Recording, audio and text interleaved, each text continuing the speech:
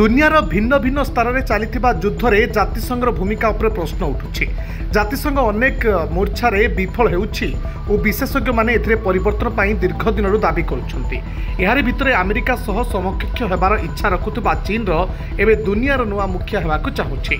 UN को सीधा challenge दे एक नुआ मंच तैयारी करिछि।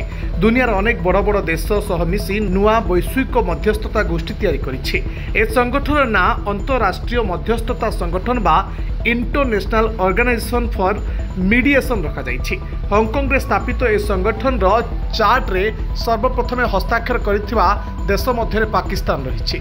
चीन रो प्रस्तावित संगठन प्रतिष्ठाता देश मध्य पाकिस्तान व्यतीत Algeria, Belarus, Cambodia, जिबुती, Indonesia, Laos, Serbia और सुडान सामिल रही। चीन अनुसार यार प्रस्तावित संगठन में 32 देश हस्ताक्षर करिसेंति।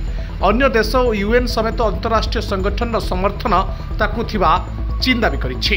जातिसंघ सीधासलख चीन संगठन को मान्यता देउना किंतु यार स्थापना समय रे हांगकांग रे होइतिबा कार्यक्रम रे यूएन प्रतिनिधि उपस्थित थिले। चीन दाबी करिछि जे ई संस्था साहाय्य से अंतर्जातीय विवाद और संघर्ष को मध्यस्थता माध्यम रे समाधान करिबो। Report Dinalipi live.